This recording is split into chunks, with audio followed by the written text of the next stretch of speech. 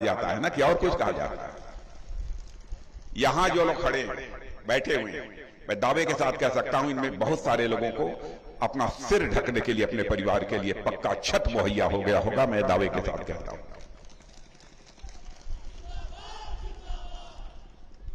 और मैं दावे के साथ कह सकता हूं इस बात को भी, गरीब परिवार की माताएं बहनें जो पहले अंगीठी जलाकर, लकड़ी जलाकर, धुएं में खाना बनाती थी, आंखों से आंसू टपकते रहते थे, फेफड़े में गैस जाती थी, जो जिंदगी 80, 85, 90 की जीनी चाहिए वो 50, 55 में इस दुनिया से चल बसती थी। किसने चिंता की? बहनों भाइयों, हमारे प्रधानमंत्री ने चिंता की, एलपीजी गैस सिलेंडर दिया। और मैं यह भी कहना चाहता हूं, सरकार बनाइए, बनने दीजिए, होली और दीपावली पर एक एक गैस सिलेंडर मुफ्त मुहैया कराइए।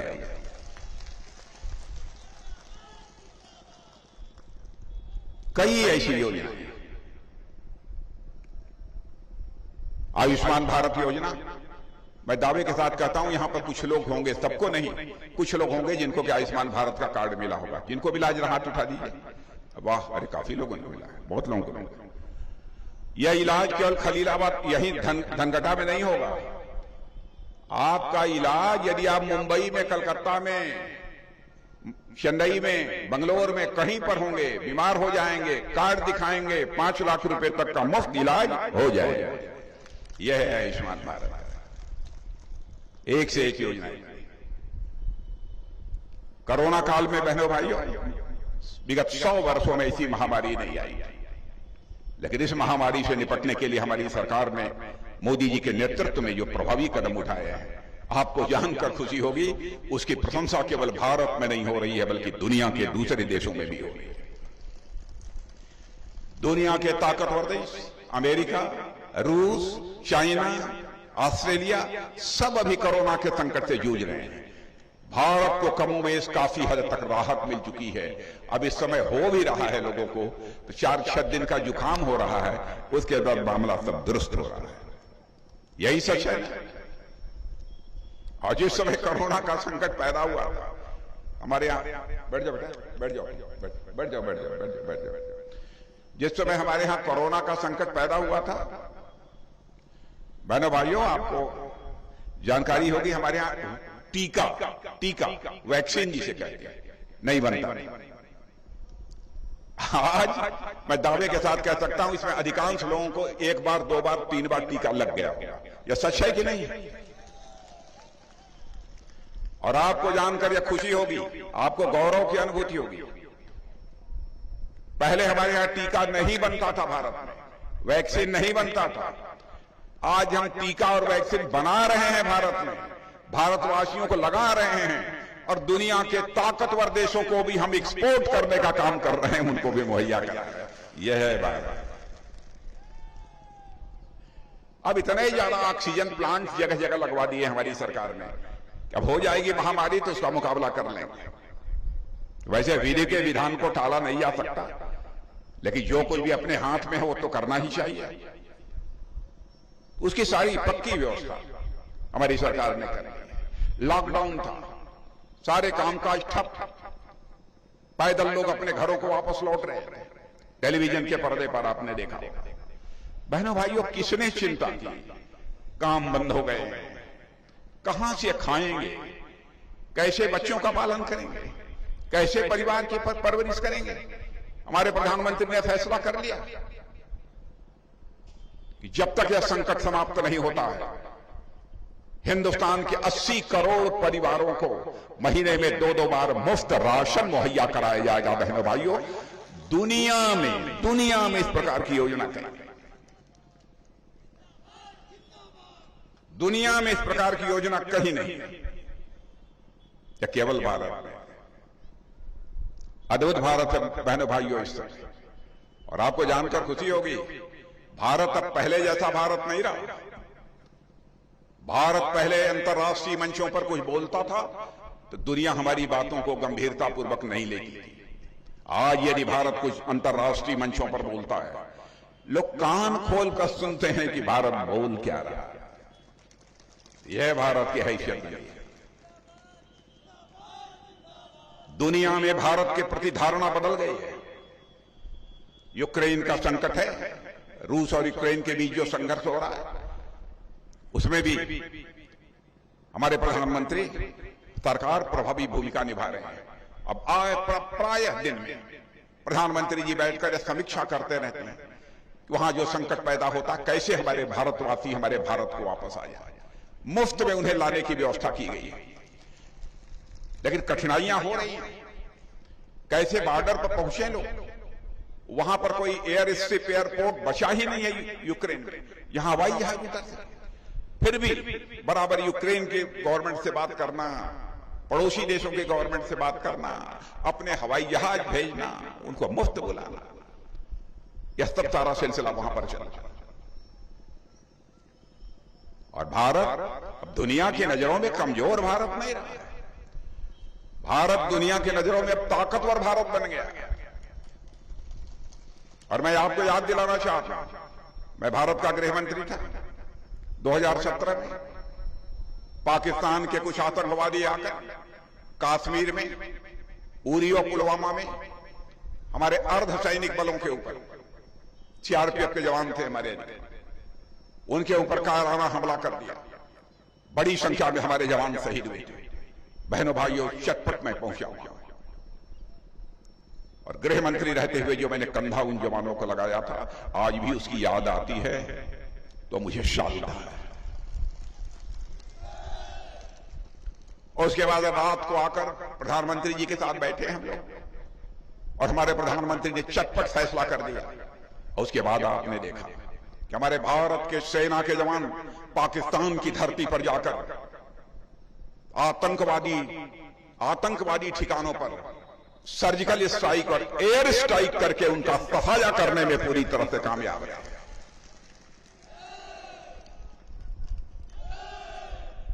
हमने सारी दुनिया को यह संदेश दे दिया कि भारत का चरित्र रहा है कि आज तक दुनिया के किसी देश पर न तो हमने कभी कोई आक्रमण किया, न दुनिया के किसी देश की 1 इंच जमीन पर कभी भारत ने कब्जा किया। लेकिन आज भारत को यदि कोई आंख दिखाने की कोशिश करेगा तो भारत बाउंड्री के इस पार भी उसका जवाब दे सकता है और बाउंड्री के उस पार भी भारत जवाब दे सकता है। यह भारत के अंदर ताकत है।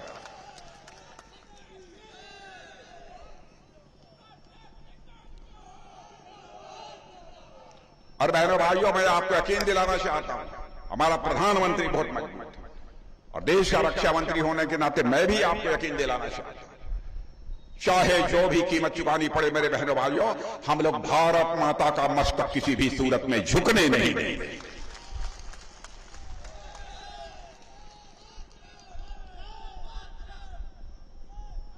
लेकिन तकलीफ तब होती है जब कांग्रेस के वरिष्ठ नेता राहुल जी संसद में खड़े होकर कहते हैं कि भारत और चीन के बीच जब संघर्ष हुआ था लद्दाख में, तो भारत के सेना के जवान 11 मारे गए और चीन के 3-4 मारे गए। मेरे भाइयों, रक्षा मंत्री होते हुए भी मैंने कभी नहीं किसके कितने जवान मारे गए, इन्होंने यह बात कह दी। बहनों भाइयों, सच को लंबे समय तक नहीं दबाया जाता। ऑस्ट्रेलिया के एक अखबार जिसका नाम क्लेक्सान है, उसमें खोजी पत्रकार ने यह लिख दिया, उनके बोलने के 1-2 दिन पहले आगे पीछे उसने लिख दिया कि भारत और चीन के बीच जो लद्दाख में संघर्ष हुआ था उसमें चीन के 38 से लेकर 50 लोग मारे गए। बहनों भाइयों, ऑस्ट्रेलिया का अब इनकी बोलती बंद, अब कुछ बोल ही नहीं। हमसे पूछते, मैंने कहा मैं नहीं बताऊंगा। बहनों भाइयों, रक्षा मंत्री के बोलने का मतलब होता है कूटनीतिक दृष्टि से यह किस रूप में लिया जाए, क्या हो, कैसे हो। ये लोग समझते हैं कमजोरी, लंबे समय तक ये लोग भी सरकार चला चुके हैं। और मैं मानता हूं देश की सुरक्षा का संकट खड़ा हो, एकता, अखंडता और संप्रभुता का प्रश्न खड़ा हो देश का, सारे राजनीतिक पार्टियों को सारे मतभेदों से ऊपर उठकर एकजुट होकर खड़ा होना चाहिए। और यह भी कह दिया कि जब से मोदी जी आए हैं तब से चीन पाकिस्तान की दोस्ती बढ़ गई। मैं किसी प्रधानमंत्री की आलोचना नहीं करना चाहता और ना आज तक मैंने किसी प्रधानमंत्री की आलोचना की है, क्योंकि मैं मानता हूं प्रधानमंत्री होता है, वह व्यक्ति नहीं होता है, वह संस्था होता है। लोकतंत्र के स्वास्थ्य को, सेहत को यदि ठीक बनाकर रखना है, संस्थाओं का सम्मान किया जाना चाहिए, संस्थाओं की इज्जत की जानी चाहिए। पूर्व प्रधानमंत्रियों के प्रति भी सम्मान व्यक्त करते हुए यह हकीकत आप लोगों के सामने रखना चाहता हूं। चीन और पाकिस्तान की दोस्ती हमारे समय की नहीं है, मोदी जी के समय की नहीं है। बहनों भाइयों, जिस समय पाकिस्तान ने जो सक्सराम घाटी पर कब्जा किए हुए था, उसने चाइना के हवाले किया। उस समय भारत के प्रधानमंत्री हमारे पंडित जवाहरलाल जी नेहरू थे, मोदी जी नहीं। पाक अधिकृत कश्मीर में काराकोरम हाईवे जिस समय बना था पाक और चीन की दोस्ती के कारण, उस समय मोदी जी प्रधानमंत्री नहीं थे, बल्कि श्रीमती इंदिरा गांधी जी प्रधानमंत्री। चीन पाकिस्तान इकोनॉमिक कॉरिडोर जब बनना प्रारंभ हुआ, मोदी जी प्रधानमंत्री नहीं थे, डॉक्टर मनमोहन सिंह जी उस समय भारत के प्रधानमंत्री थे। मैं कांग्रेस के दोस्तों से कहना चाहता हूं, यदि भारत के प्राचीन इतिहास की जानकारी यदि राहुल गांधी को नहीं है, कम से कम आजाद भारत के इतिहास की जानकारी तो उन्हें करा दीजिए। क्या करते हैं लोग? क्या सत्ता हासिल करने के लिए सारी मर्यादाओं को ताक पर रख देना चाहिए? बहनों भाइयों, फैसला आप क्या? समाजवादी पार्टी और बहुजन समाज पार्टी का जहां तक प्रश्न है, तो मैं समझता हूं राष्ट्रीय राजनीति से लोगों का कोई लेना देना। कहने को कहते हैं हम समाजवादी, लेकिन मैं समझता हूं समाजवाद से इनका कोई लेना देना। समाजवाद इन्हें छू तक नहीं गया। समाजवादी वह होता है जो जनता को भय और भूख से निजात दिलाए, छुटकारा दिलाए, वही समाजवादी होता है। लेकिन जब समाजवादी पार्टी आती है, जनता के भी भय बढ़ जाता है। ये गुंडा क्या करेगा, ये बदमाश क्या करेगा। अरे मैंने देखा पुलिस के अधिकारी, कलेक्टर, कमिश्नर, इनसे घबराते थे, कहीं हमारा ट्रांसफर न करा दे। बड़े बड़े माफिया धमकी देकर जाते थे, घबराओ मत बच्चों, मैं तुमको देख लूंगा। और उस समय तो बिल्कुल ट्रांसफर उद्योग चलता था, उद्योग बन गया। मैं बधाई देना चाहता हूं योगी जी, करिश्मेटिक काम किया, करिश्माई काम किया। और जो उत्तर प्रदेश में कानून और व्यवस्था के हालात बेहतर हुए हैं बहनों भाइयों, उसकी चर्चा सारे हिंदुस्तान में हो रही है। की चर्चा सारे हिंदुस्तान में हो रही है। और हम राज्य का विकास करना चाहते हैं, तो विकास की पहली शर्त होती है कानून और व्यवस्था का चुस्त दुरुस्त होना। यदि कानून और व्यवस्था चुस्त दुरुस्त नहीं है, तो राज्य का विकास किसी भी सूरत में नहीं हो सकता। इस हकीकत को हमको समझना चाहिए। 5 चरणों के चुनाव हो गए हैं, और मैं आपको बतलाना चाहता हूं बहनों भाइयों, हमारा उत्तर प्रदेश का मतदाता इस बार नया इतिहास लिखने जा रहा है। आप कहेंगे नया इतिहास कैसे लिखने जा रहा है? क्योंकि पिछले 30-40 वर्षों में लगातार 2 बार किसी राजनीतिक पार्टी की सरकार नहीं बनी है। पहली बार 40 वर्षों में इस बार भारतीय जनता पार्टी की दोबारा सरकार बनने जा रही है। नए भारत के निर्माण में उत्तर प्रदेश का मतदाता अपनी नई भूमिका का निर्वाह, ऐतिहासिक भूमिका का निर्वाह करने जा रहा है। इस बार का चुनाव कोई सामान्य चुनाव नहीं है। अद्भुत करिश्माई काम आप लोगों ने किया है। इसलिए मैं आप लोगों से अपील करना चाहता हूं कि बहनों भाइयों, इस बार तो प्रत्याशी में मत देखो।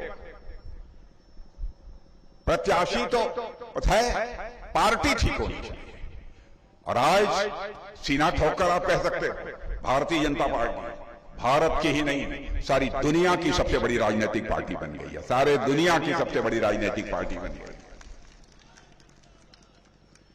दुनिया की सर्वेक्षण एजेंसियां जो समय समय पर सारे राजनीतिक पार्टियों के परफॉर्मेंस की समीक्षा करती रहती हैं, भारत के राजनीतिक पार्टियों के परफॉर्मेंस की समीक्षा करने के बाद कहा है कि हिंदुस्तान में विकास और सुशासन की राजनीति करने वाली, सबसे बेहतर राजनीति करने वाली यदि कोई पार्टी है तो उसका नाम है भारतीय जनता पार्टी। उन्होंने इसलिए मैं आप लोगों से अपील करने आया हूं कि आप सबका आशीर्वाद भारतीय जनता पार्टी को प्राप्त होना चाहिए और आपका प्रत्याशी तो अव्वल प्रत्याशी अव्वल हो कि नहीं? नहीं, ऐसा तो नहीं बा कि हम झूठ बोलते हैं। कौनो बात हमारे गलत हो तो प्रेस के वितरण के भी कहा कि आप लोग अखबार में लिख दिया कि राजनाथ सिंह आए थे, गलत बोलकर गए हैं, हमारी गलती होगी तो स्वीकार कर लेंगे। क्योंकि मेरे राजनीतिक जीवन का ये मेरा स्वभाव है कि आज तक जनता के आंखों में धूल झोंक कर मैंने राजनीति नहीं की है। राजनीति की है तो आंखों में आंख डालकर राजनीति की है। किसी को गाली गलौज करके भी मैंने राजनीति नहीं की। हाँ, होगी बेटा, होगी। हाँ, नहीं होगी। तब चलें। आप लोग हिल ही नहीं रहे हैं बैठे हुए। तब जिता देंगे पक्का। तो एक बार सब लोग हाथ उठा के ताली बजा दीजिए तो मैं मान लूं। खड़े हो जाओ। बहुत अच्छा। बोलिए भारत माता की, भारत माता की।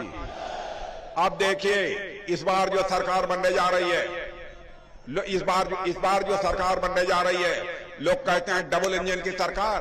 मैं कहता हूं कि नहीं, ये ट्रिपल इंजन की सरकार होगी बहनों भाइयों, ट्रिपल इंजन की सरकार होगी।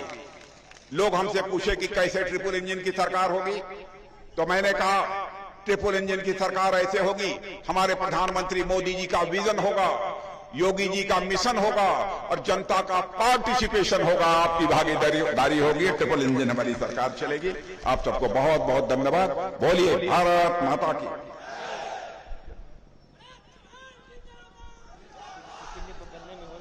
हेलो, राजनाथ सिंह जिंदाबाद, राजनाथ सिंह नरेश चौहान, राजनाथ सिंह नरेश चौहान।